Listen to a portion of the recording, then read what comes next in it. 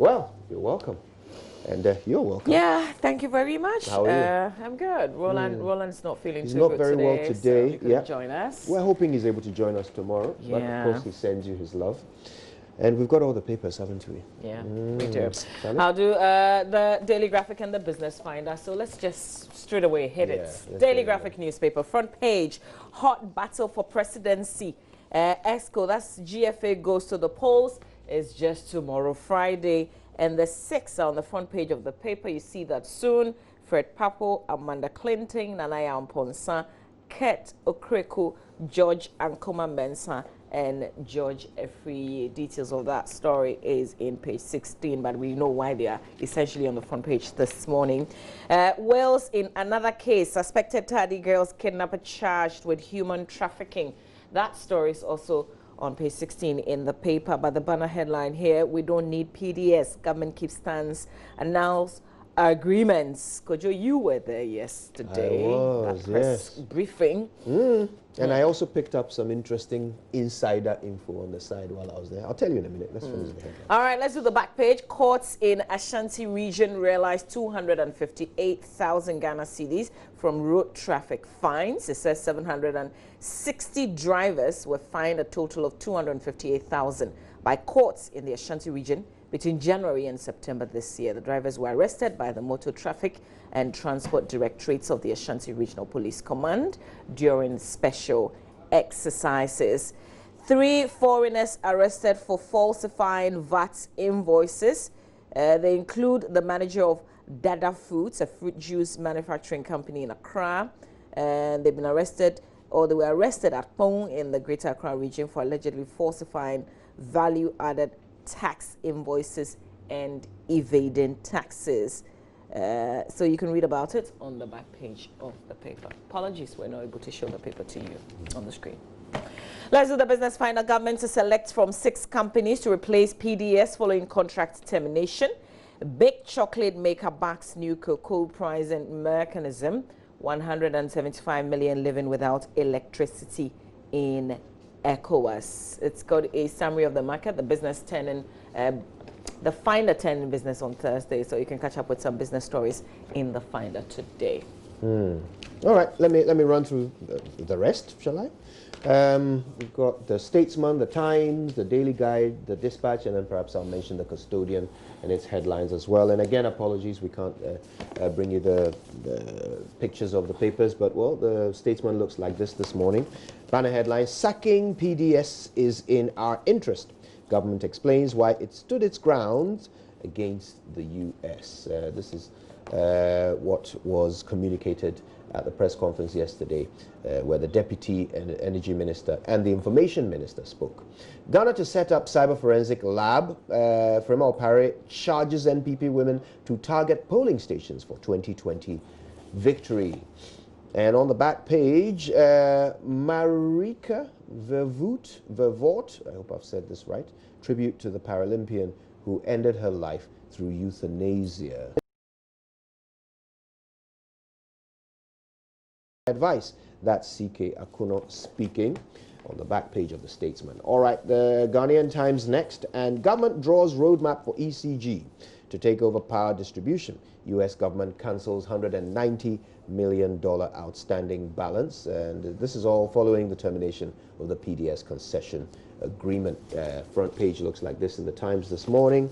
And Veep pays tribute to late Alhaji Mokhtari Sahanun. This is not somebody I know, but the Vice President has been paying tribute to him. You know him? No. No? Okay. Bui Dam spillage renders 50 residents homeless. 2 arrested for falsifying VAT invoices. That's also on the front page. On the back this morning, a VR trade investment cultural fair launched, and Ghana Health Service to begin nationwide deworming against bilharzia. Right, Daily Guide next, looking like this this morning, and on the front page, PDS shut down, ECG takes over. Story on pages 3 and 9. MPs clash over breast sucking. MPs clash over breast sucking. I want that to sizzle in your spirit for a moment. We'll come back and look at the details there. MPs clash over breast sucking. What a headline. Hey. For a morning. Mama B, when I finish, should I give it to you so you can get the details for us and then you can share with us? You can still get the well, details you know, for us. while You I'm have the going paper. through this, while I'm going through this, you can go through the story for us. My goodness. All right, on the back page of the Daily Guide this morning, some sports stories. DK Poison petitions president again. GFA runs from bailiff. Napoli targets Ibrahimovic, and all set for Korean residents presidential cup. And yeah, DK Poison and Zuma and a few others visiting the president. And you can well imagine the president is a big fan of boxing, so hopefully that will be a fruitful one. Mama, there you go. Have a quick look for us. Tell us what it's all about. I have the Daily Dispatch next, and it looks like that this morning. I think we'll have a picture up for you in a moment. And the banner headline, Putin tells Akufo-Addo and 46 African leaders, unlike others, Russia will help Africa without blackmail. So they will help Africa. Why? Okay. I don't know. Putin. Haruna attack on Ursula's utterances. That's also on the front page. Focus on 200 constituencies is also in today's paper. Medina can Susu Medina can Susu prevent Boniface from winning by over 8,000 votes. I think that is the story on the front page. And yeah, that's it. That's it for the Daily Dispatch. I'll do the Custodian next. And the banner headline in the Custodian this morning, Akufo-Addo defends Ghana's sovereignty as government cancels US-backed PDS deal. CPP supports cancellation.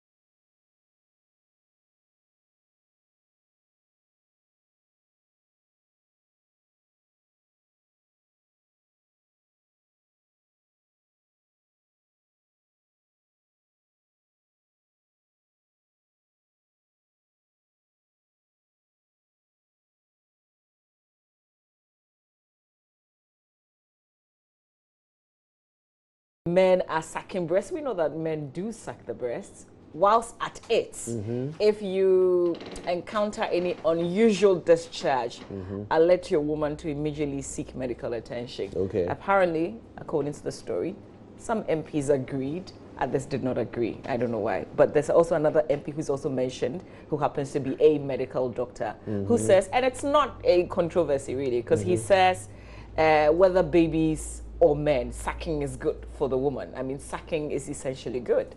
So I don't know, but I couldn't read the entire story. Maybe you can read it. What is it about sucking of breast this morning? But the conversation was because of breast cancer, because you know this month is Breast Cancer Awareness Month. Well, I'll tell you what.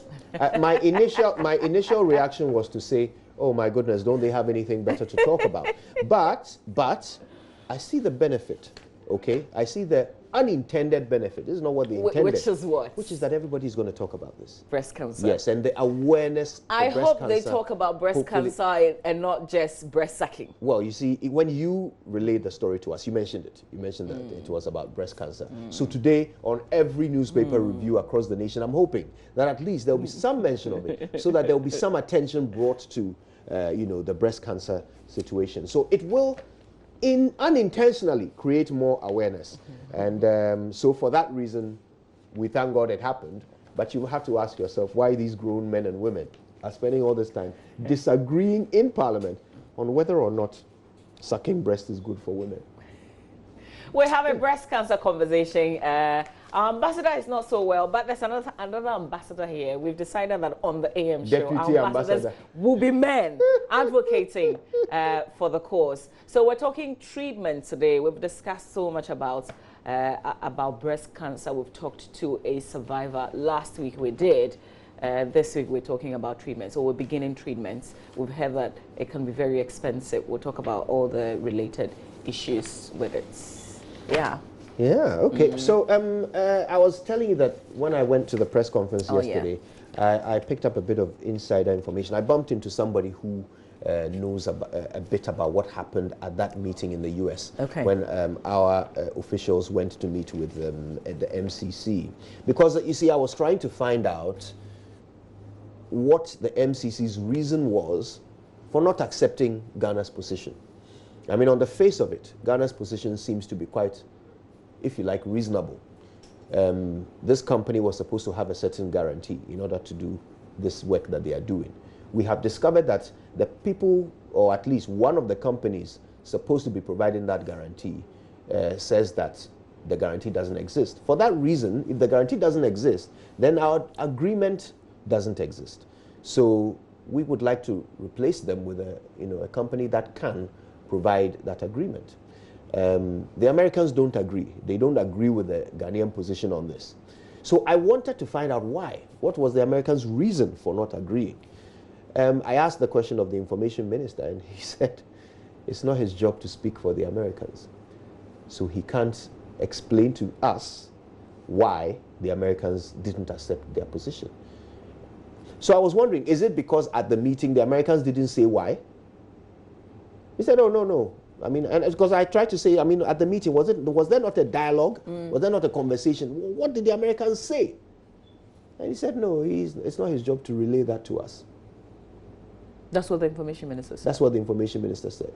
Okay, now I'll come back to that in a moment, but I want to say what I discovered about some of the things that happened at the meeting. So somebody who knows about what happened at that meeting said to me that one of the comments passed by the American side, the MCC, was that, well, how can Ghana say the guarantee is not valid until they've tested it? You can't say the guarantee is not valid until you've tested it. Oh, okay. Well, how about the back and forth? Which back and forth? The earlier back and forth, the reason, the whole insurance and how somebody didn't have capacity and so they had to contract another, and then the fact that it doesn't exist. So we have to encounter the issue or the problem, saying, and then okay. That is the interpretation given me by the person who relayed this information. Okay, so that was his understanding. Yes, it seems the Americans are suggesting that wait for something to go wrong, depend on the guarantee for it not to be there before you can say that it's not valid. And I mean, so the Ghanaian delegation saw that to be unreasonable. Now later I spoke to some analyst or an analyst about what I was told. He had an interesting take. He reminded us of the fact that Al-Kut was merely a reinsurer. The actual guarantee was being provided by Dunwell Insurance. So whether or not PDS has that cover, it's up to Dunwell Insurance. PDS did not have any arrangement with Al-Kut, not directly. PDS paid Dunwell to provide them with a guarantee. So if for any reason Al-Kut says, oh, as for us, we are not part of this, the guarantee that you are sitting from us doesn't exist. The question is, can Dunwell still provide that cover or not? And nobody seems to have asked Dunwell that question. They didn't have the capacities. I don't know why they went looking for. No, you don't go for a reinsurer only because you don't have the capacity. You do that sometimes to simply spread the risk. Okay, so someone at Dunwell has to explain to us, do they have the capacity or not? So there's another question. In all these, did we hear from Dunwell? We did not. Okay, so the question is, when government says the guarantee is the PDS has not met the condition of having the insurance guarantee, is it accurate? Is it actually accurate that PDS has not met? There's still a lot of questions.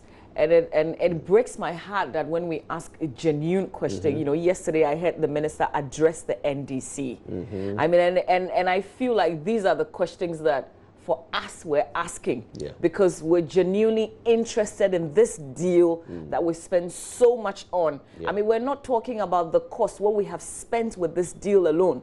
I mean, going back and forth, trying to do all these follow-ups. I remember that. I mean, it's hard. I don't know which side to trust, honestly. Indeed.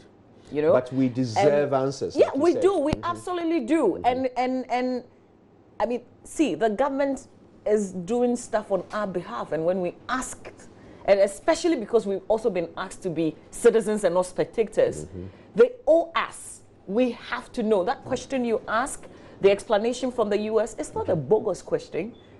You know, we deserve to know what somebody put on the table, what we also put on the. It can't be one-sided. It can't be just our side of it, how we see things. Yeah. Yeah, because they also did their own investigations, remember? Yes. Declared PDS. Indeed. Absolutely. And in that statement that they issued, the very last statement, they still insist but that they believe in the sanctity of contracts. Yes. And that they still stand by the fact that this deal was a good deal, you know?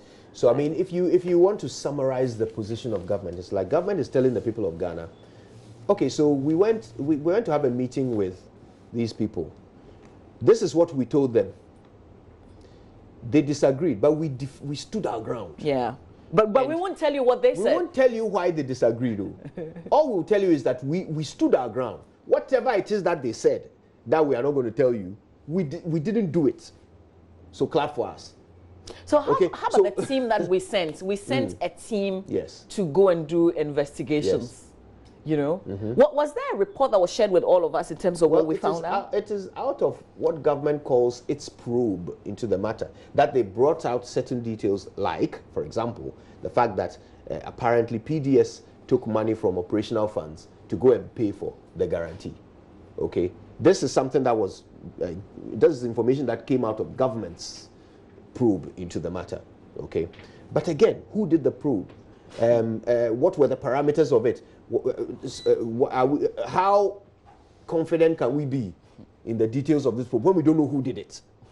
You know, so a lot of questions are remaining unanswered, and when we ask them, we are being told that it's not their position to tell us. I think if you want all of us to be on the same page, because see, I am afraid from Friday to Sunday, and I'm not home, you know, the greater hours of the day, but I know that the lights go off. So our concern really, because we are here because we said we wanted stable electricity supply, and when I am experiencing blackouts, and some colleagues also, you know, do say that they experience blackouts. Are we here because of this deal that we don't know exactly where we are with today? You know, that the US has an angle, we also have an angle, you know, all that kind of thing. I mean, so it comes back to one thing: stable power supply. I remember when there was the suspension, we gave PDS another contract that they should work with ECG. So right now, do we believe absolutely in ECG that they can do the job? Yeah. You know, and why restrictive? You see, that's the thing. We have so many questions, and we still go in and do restrictive tendering. Well, to be fair, they gave a reason. They said the reason why they want to do restrictive tendering was because of a deadline. Right, they wanted to. Is it not because of a deadline that we got to this point? So now that we've been chasing deadline, aren't we a sovereign nation? Can we also call the shot? If we're able to disagree with the US, can we tell them that this time that you're giving us doesn't work for us? I mean, why do we keep letting them push us? And then we hit a wall and then we come back. Mama, the point is the US disagrees with the cancellation of the PDS contract itself. They are saying you don't need to. Oh my God! You don't need to cancel it, let alone replace PDS. I beg. I need Nkrumah where you there. No. I need Nkrumah where you there. I think you've hit on something, so I want us to actually walk through. Yes, please do. I'm just asking them to play a song for me after this conversation. But I think you've really hit on something there, because you see, the reason why there was a deadline was because the Ghanaian position was, okay, as for PDS, dear, we are not going to work with them anymore. But we still want the compact. So we are going to bring a new concessionaire. But and in order for us to still be within the timeline of the compact, we must get that new concessionaire by 31st December. Therefore, we will use restrictive tendering to save time. Okay? But now, the compact money, the rest of the money has been withdrawn. We are not going to get it. So there's no longer a deadline. Okay, there's no longer a deadline. Compact 2 deadline is no longer an issue. So do they still have to do restrictive tendering, or will they do the proper international competitive bidding process? So we're finding somebody to do what exactly? I mean, if the deal is no longer on the table. They're finding someone to come and do what PDS was doing. Because you see, the whole nation agrees that when the state runs that aspect of the power sector, it doesn't work. ECG was not working. it was inefficient. But PDS used the resources of ECG and it worked. to do the work. Worked. So why up. aren't we getting rid of people who are not delivering? But we're kind of like pampering people when they're not doing the work. It wasn't the people. You see, the same staff. PDS didn't bring even one member of staff. Yeah. So if it was all ECG if staff. it is management, if it is the top, if that's what makes the difference, because clearly in this, that's what made the difference. It was still the same ECG management. They didn't sack anyone. So it means it is government. That's the only thing that changed. It is government's involvement. That's the only thing that changed. Now, government has taken it back. I want people to understand that we zeroed in on two companies. The Meralco that went into this partnership, and another one I think is BXC or so. So if we're going, and the BXC, according to why we settled on Meralco and then finally the whole PDS thing, they didn't qualify. Yes. So this one that was standing was the one that could deliver. Right? You know why they didn't qualify? Okay. That couldn't. So we're going back. Are we using the terms in terms of the conditions and the qualifications that you needed, or we're doing restrictive tendering with what kind of? Do you get what I mean? Yes. Well, now, I mean, now the Americans are no what longer requirements? Involved. The Americans are no longer So involved. this is our standard. Yes. Okay. All right. Yes. Oh my God, I need to cover where you did. Let's do my job live. Maybe that will help. Yeah. Let's have a look at that. But yeah, lots of questions. Lots of questions remain. So here's what myjoyonline.com is saying today, Mama B. All right. KTI students sell school gate to scrap dealer. Now that's gangster. Some students of Kumasi Technical Institute have dislodged their school's gates and deposited it with a scrap dealer, according to Ghana Web. Oh my God. Oh goodness. I don't know. You see, because I went to Augusta school and I know how mischievous kids can get. But not the school gates. I'm concerned, but I'm also amused. You know, let's go get far. If your kid is in KTI, I don't know whether today you are feeling proud or embarrassed. They sold the school gates to a scrap dealer. Now scrap dealer and so. Or also, when they brought the school gates. How would he know that it's a school gate? Oh, but Kumasi Technical. But it's a technical institution. They have to practice what they learn. Let's do the rest of the stories if we can. Here we go in more on My Joy Line. PDS termination. No need to rush into new concession, according to Kwabena Donkor, former power minister. GMPC CEO hauled before court over retirement age. That's Dr. KK Sapon. Let's rescue Ghana from Akufo-Addo's sinking ship. Mahama charges NDC manifesto committee. Ihadu. JoyNews gets results. Groups donate to physically challenged lovers after documentary. And I think that this is one of the stories for us this year. Makes me really proud. We still have people walking in and wanting to give something to this couple. It's a lovely story. Yeah. Government deserves praise for standing up to U.S. pressure in PDS saga. Deputy Energy Minister. We tickle ourselves and we love. I refuse to join your brothel after forcing throws Bible verse at Ursula. I think we should let this remain online. Aren't they both in Parliament? Yes, they are. Men's Gold requests proof of claims to begin paying customers. Somebody asked the question, why? Well, their offices say, did somebody take their offices from them? Was it gutted? Ooh, The Men's Gold offices. Have you seen what they are asking the customers to bring? More like verification. Yes. You know, like we've given it to, you know, like with what happens to the banks. So yes, what happened to their records? What happens to the records? That now they have to bring all these documents. Why do I have to bring verification before you give me my money? And there's not an actual plan in terms of what's the way forward after I bring the documents. Indeed. So every month, when people were going for their money, every month, the 10%, did they have to bring verification every time? Yeah. I would like to know. Maybe that was how it was done. Okay, okay, yeah. What do we know? We're not customers.